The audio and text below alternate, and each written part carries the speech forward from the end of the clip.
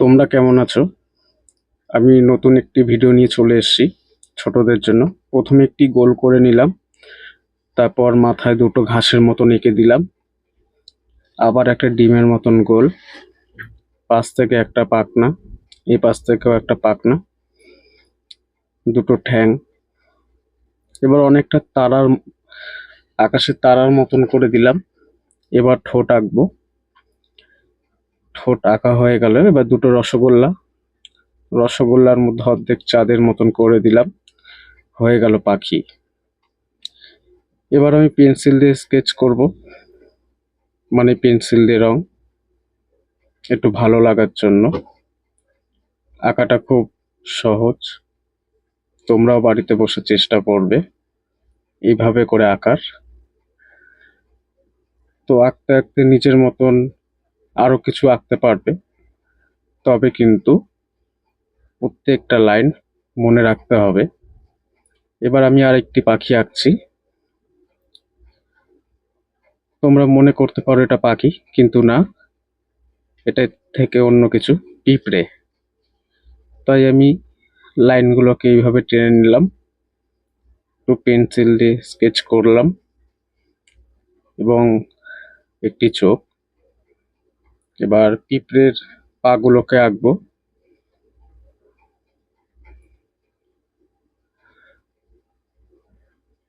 এবং ছবিটি কঠিন নয়, তোমরা দেখলেই বুঝতে পারবে যে অনেকটা সহজ। যদি তোমরা ছোটরা এটা না পারো, তাহলে আরো কিছু ছবি আঁকবো, সেইগুলো দেখে নিও। আমি একটু স্কেচ করে দিলাম এবং পিঁপড়ের পায়ে কাটা কাটা থাকে সেটা আঁকলাম। এবার আরেকটি পাখি আঁকছি। প্রত্যেকটা লাইন তোমরা দেখবে এবং লাইনগুলো কিভাবে টানছি সেটা মাথায় রাখবে, সেইভাবে করেই টানবে, তাহলে কি তোমাদের ক্ষেত্রে সহজ হবে।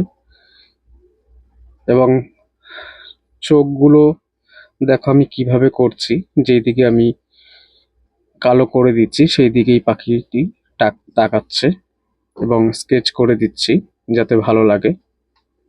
তোমরা এই ছবিগুলোকে নিজেদের মতন করে রং করতে পারো। আমি রং করলাম না, তোমাদেরকে পেন্সিলে আঁকাটাই শেখাচ্ছি। এবার আঁকবো আমি বক। তো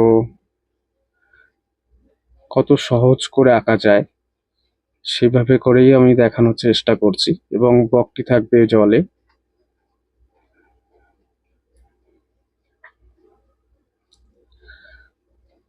এবং আঁকার ক্ষেত্রে বাড়িতে একটু বড়রা যারা আছেন, একটু বাচ্চাদেরকে সাপোর্ট করবেন, যাতে তারা আঁকার ক্ষেত্রে মনোযোগ পায়, খেলার ছলে আঁকতে পারে।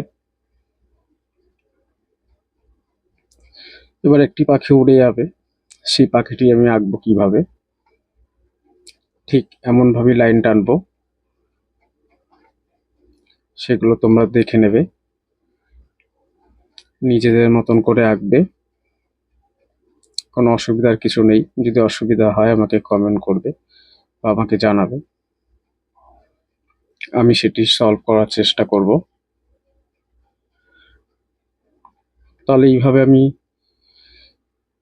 পাখিগুলো আঁকা হয়ে গেল। একটু হালকা করে স্কেচ করলাম, কটা ছবি আঁকলাম, 2, 3, 4, 5।